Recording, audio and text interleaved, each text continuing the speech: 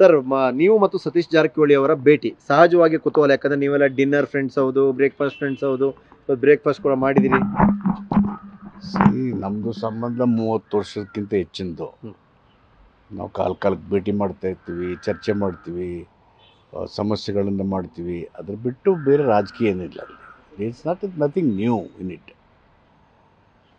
ಬಂದರು ಬೆಳಿಗ್ಗೆ ಬ್ರೇಕ್ಫಾಸ್ಟ್ ಬರ್ತೀನಿ ಬನ್ನಿ ಅಂತ ಹೇಳಿದ ಅಷ್ಟೇ.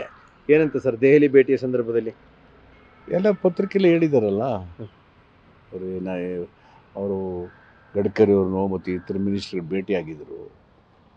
ಅಭಿವೃದ್ಧಿ ವಿಷಯದಲ್ಲಿ, ಲೋಕೋಪಯೋಗಿ ಟನಲ್ ವಿಷಯದಲ್ಲಿ, ರಾಜ್ಯದಲ್ಲಿರ್ತಕ್ಕಂಥ ರಾಜ್ಯದ ಅಭಿವೃದ್ಧಿ ಕೆಲಸ ಮಾಡಿ ಅಂತ ಹೇಳಿದ್ದೀವಿ ಅಂತ ಹೇಳಿದ್ದಾರೆ.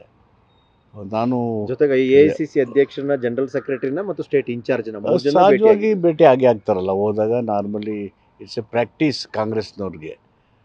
ಕಾಂಗ್ರೆಸ್ನಲ್ಲಿ ಹೋದಾಗ ಹೈಕಮಾಂಡ್ನ ರಾಷ್ಟ್ರೀಯ ನಾಯಕರನ್ನು ಭೇಟಿ ಮಾಡೋದು ಸಹಜವಾದಂಥ ಪ್ರಕ್ರಿಯೆ ಅದು. ಮತ್ತು ಅದರಲ್ಲೇನು ವಿಶೇಷ ಏನಿಲ್ಲ.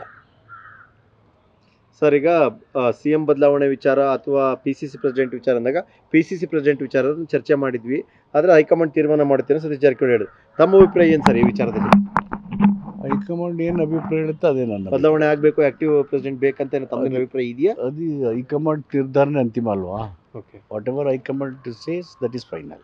ಓಕೆ ಸರ್, ರಾಜಣ್ಣ ಅವರ ಪುತ್ರ ಕೊಟ್ಟಿರುವಂಥ ಕಂಪ್ಲೇಂಟ್ನಲ್ಲಿ ಬೆಂಗಳೂರು ಮೂಲದ ಪ್ರಭಾವಿ ಸಚಿವರು ಸರ್ ನಾಯಕರೊಬ್ಬರ ಇದಿದೆ, ನಾವು ಮುಖ್ಯಮಂತ್ರಿಗಳಿಗೆ ಆಪ್ತರು ಅನ್ನೋ ಕಾರಣಕ್ಕೆ ನಮ್ಮನ್ನ ಟಾರ್ಗೆಟ್ ಮಾಡಿದರೆ ಅದರ ಮೂಲವೇ ಸುಪಾರಿ 70 ಲಕ್ಷ ಅಂತೇಳಿ ಕಂಪ್ಲೇಂಟ್ ಕೊಟ್ಟಿದ್ದಾರೆ. ಇನ್ವೆಸ್ಟಿಗೇಷನ್ಗೆ ರೆಫರ್ ಮಾಡಿದ್ದಾರೆ. ಇನ್ವೆಸ್ಟಿಗೇಷನ್ಲಿ ಏನು ಬರುತ್ತೆ that will be known after the investigation. Okay, ಯಾರು ಸರ್ ಅವ್ರು ಪ್ರಭಾವಿ? ಎಷ್ಟು ಪ್ರಭಾವಿ? How can I say? ಯಾಕಂದ್ರೆ ಮುಖ್ಯಮಂತ್ರಿಗಳ ಆಪ್ತರಿಗೆ ರಕ್ಷಣೆ ಇಲ್ಲ ಅಂದ್ರೆ ರಾಜ್ಯದಲ್ಲಿ ಲಾ ಆ್ಯಂಡ್ ಆರ್ಡರ್ ಹಾಳಾಗಿದೆ ಅಂತ ಅರ್ಥನ? ಲಾ ಆ್ಯಂಡ್ ಆರ್ಡರ್ ಪ್ರಶ್ನೆಗೂ ಇದಕ್ಕೂ ಸಂಬಂಧನೇ ಇಲ್ಲ. Law and order is very well maintained in the state.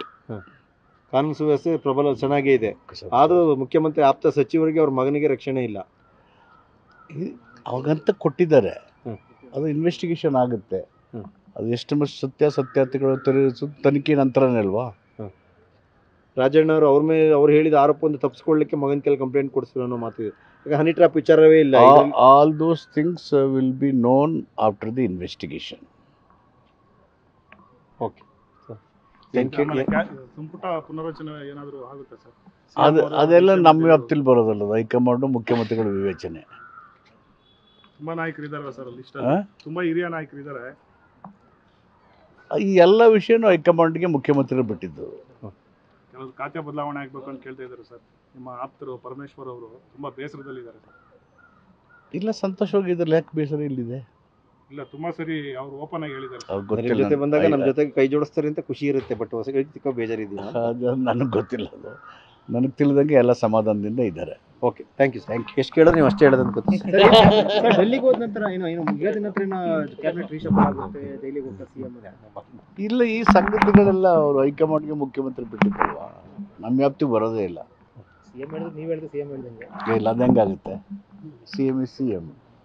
ನಿನ್ನೆ ತಡರಾತ್ರಿ ಭೇಟಿಯಲ್ಲಿ ಏನಾದ್ರು ಮಾತಾಡಿದ್ರೆ ಸರ್ CM ಅವ್ರ ಜೊತೆಗೆ? ಯಾವ ವಿಚಾರ ಚರ್ಚೆ? ನಾವು ಇದು ನಮ್ಮ ಅಂಬೇಡ್ಕರ್ ಜಯಂತಿ ವಿಷಯವಾಗಿ ಅಂಬೇಡ್ಕರ್ ಸಭೆ ಕರೆದಿದ್ದೆ, ಯಾವ ಥರ ಮಾಡಬೇಕು ಅಂತ ಚರ್ಚೆ ಮಾಡಿ. ಯಾವಾಗ ಸರ್ ಸಮಾವೇಶದ? ಅಲ್ಲ, ಇದು 5th and 14th ಸಮಾವೇಶದ ಭೇಟಿ ಒಂದು ಇಲ್ಲ. ಪೂರ್ಣಾವಧಿಗೆ KPCC ಅಧ್ಯಕ್ಷ ಒಬ್ಬರು ಬೇಕು ಅನ್ನುವಂಥದ್ದು ಚರ್ಚೆ ಆಗ್ತಾ ಇರ್ತದೆ. ನಿಮ್ಗೆ ಅನಿಸುತ್ತೆ ಸರ್?